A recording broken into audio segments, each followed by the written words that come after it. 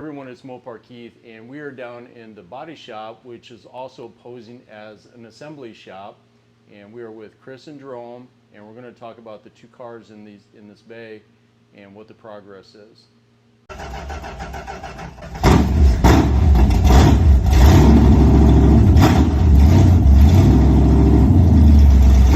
All right, Chris and Jerome. So down here in the paint room, which is also like a very surgical clean room, we have decided to not take this up top to the assembly shop. We have left the air conditioner on. It's been super hot and humid here in Iowa, and I'm just kind of like treating you guys to air conditioning. So this has been pretty nice. You've been putting this car together. Why don't you start off with just telling us some of the stuff you've been putting together on the car? Well, today we got the carpet in there, got the shift linkage kind of mocked up in there. Jerome still got to finish a few things there. Got kick panels on, got the rear door or rear quarter panels on, and then the rear seat in. Jerome, what else did you do today? We did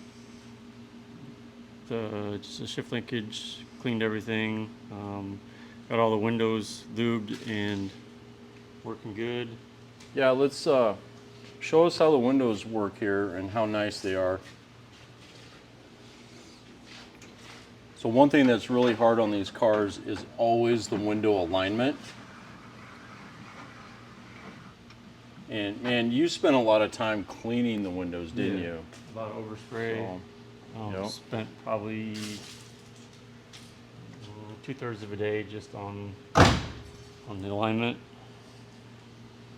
Got a nice tight seal all the way around here. Nice consistent gap. Nice. So whether you like it or not, I'm giving you these windows over and over and over, and you've gotten pretty darn good at it. Yep. And this goes to show you this line is like it's like the door gap. It's like a perfect 3/16 all the way, and it goes up to the roof rail seal and seals. It matches right here where the window should sit. So the window sits in this in the low spot. So this felt right here seals against the back of the glass. Right. So there's to get rid of more window noise. Yeah. So now everybody knows you don't take this through a pressure washer, car wash scenario, but man, this thing you could almost take through a car wash. Because they're super tight. Yeah. Original glass, so it's got the correct contour, correct shape. What are we finding with a repop glass? The curve, this curve, especially on the front, it comes out too far, so it doesn't seal on here.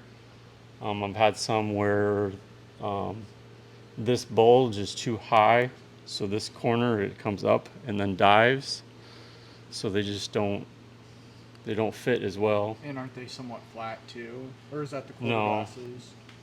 No, Well, we did have a B body, Al's Super B. Those and were terrible. that thing was like flat. So all of these, whether it's a B, A, or, well, I don't know about like a dart, but like a duster, but all of these windows have a curve to them, and the repops, nothing beats original. Yeah. So, There's a few scratches, but I mean, you can't beat the fit. right. So, In this car, we used a ton of original sheet metal on. yeah, that's the thing about this car right here is so much original. I mean, this is the original package tray, the original rear seat covers. Yep. So, let's see, what else have we gotten done here? Go ahead and open that door back up. You've Did pretty you- much got the dash all in and everything like that. You did all that. The HVAC, the only thing is the heater box needs to go in. Yep, we're waiting for the blower motor from Toffer McGinnis, the headlight motor man. So he's doing the blower motor, and we got a new squirrel cage from Jeff Bobst. We've got there's the new squirrel cage, which isn't new. It's just a good used one, not broken. So it's actually got some flexibility to it. The other one, that thing was just brittle. So tons of original parts on this car. Just cleaned everything up. Lots of cleaning. Draven did the seatbelts today. Yep. So we got the back seat belts. You found that other one? Yep. It's over there. We just cleaned scrubbed it. Okay. All right. So the back seat is bolted in. You got the little bolts at the bottom. Yep. Right? Yep. Those are tight. All right. Sure. Ooh. Yeah. So all original seat belts. So I did look at that earlier. 1969. Is that the third? Is that Third third quarter or third month or March? I would think yeah. third quarter because that's pretty early Yeah. for March. So March 69. Yeah.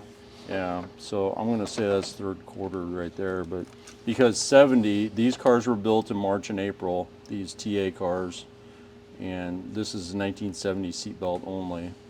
So if we can see, yeah, you can see that little plastic guide right in there. So 1970 only for this. I did the headliner. That thing is tight. Nice. Original So- door panels too. Yeah, original door panels. Over there. But the back ones are too. What else? So what are you guys gonna do tomorrow?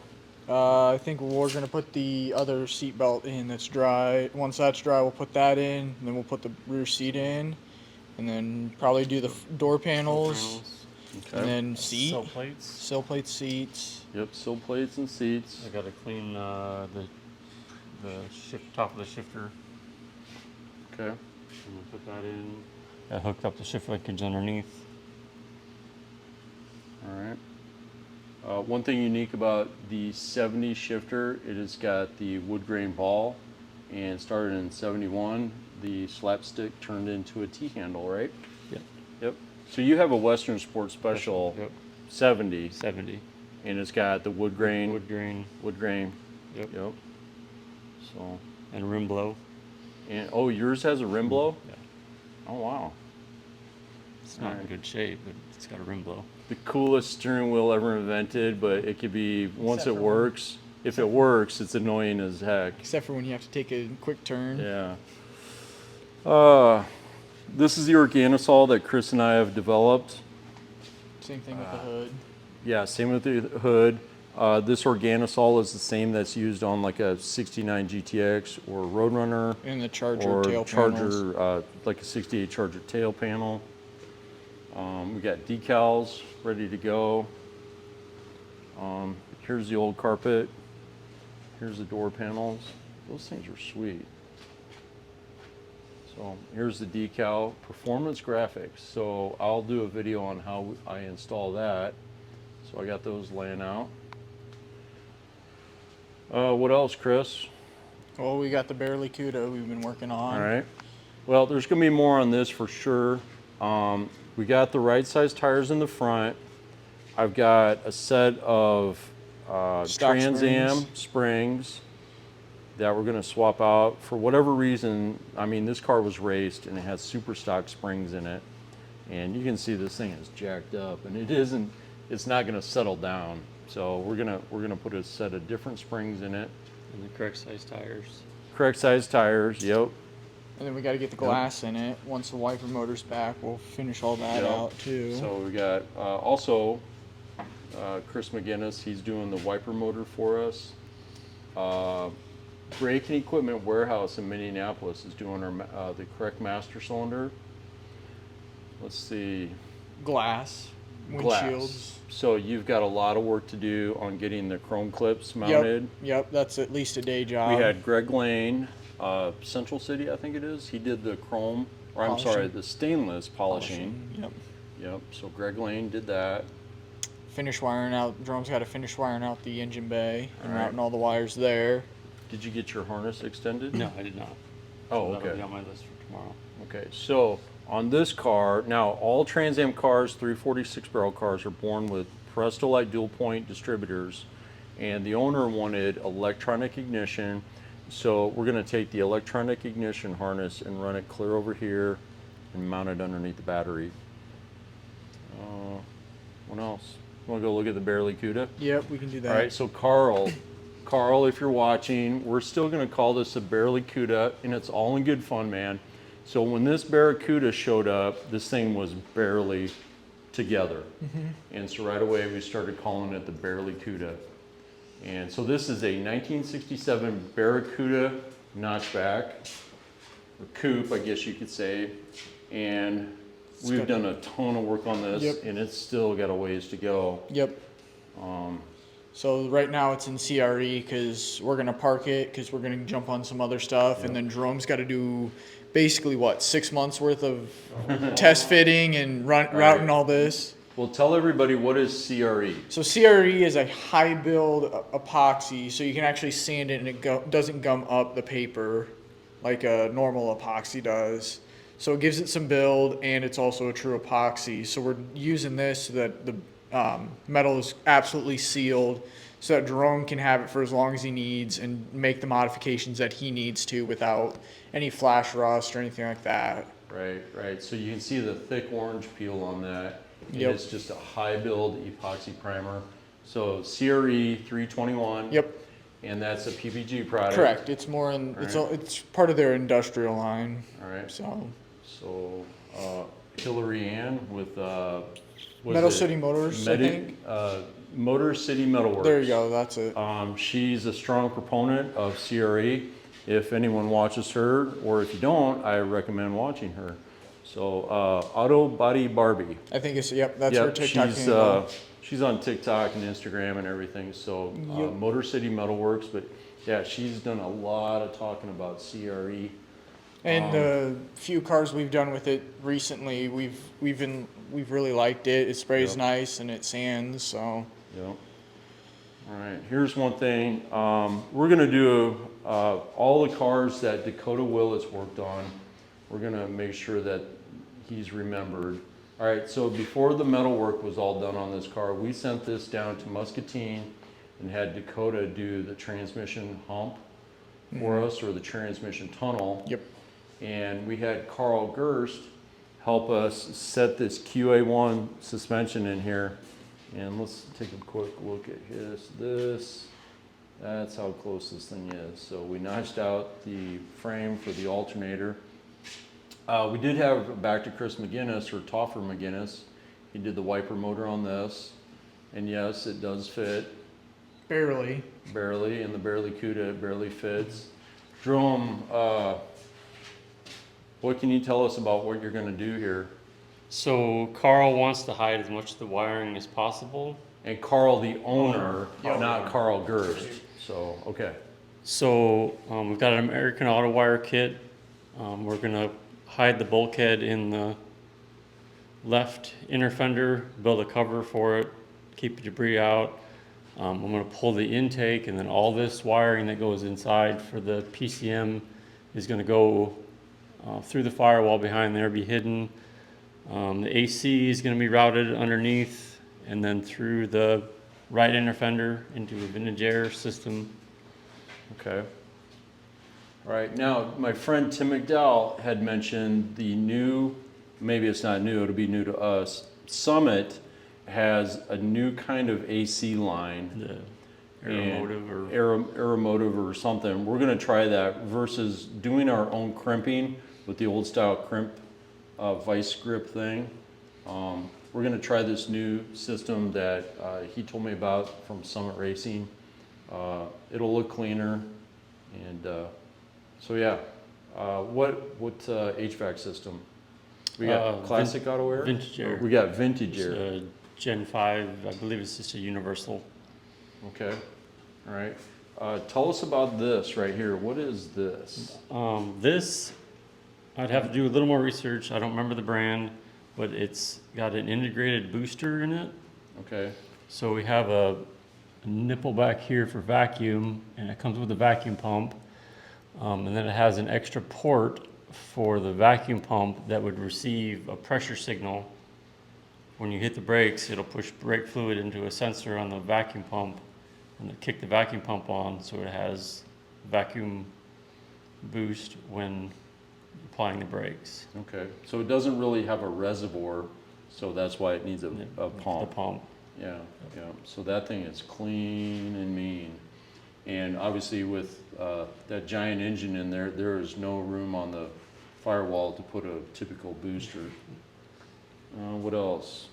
got the right headers on it now, Right engine mounts. right engine mounts, the right oil pan. You can see the radiator is mocked up, but that's pretty much where she's going to go. Willwood front disc brakes, Rear brakes. rear brakes. 4-link Dana. Yeah, 4-link Dana. So there's that. EFI tank from Yep. Tanks Inc. Tanks Inc. supplied that. We get a lot of gas tanks from Tanks Inc. And they're actually sold out of Yogi's right here in Monticello, Iowa. And then we're doing Dakota digital gauges, right? Yep, so we got the gauges already. And it's going to be in the rally, the A-body rally gauges. So 2 big circles with a small tack in the middle. What else? Silver Sport 5-speed. Yeah, there we go. Chris, tell us about the paint. It's a royal plum. It's I'm not sure if it's a GM color. I think it is, Okay. but he wants to do it's a base coat, clear coat.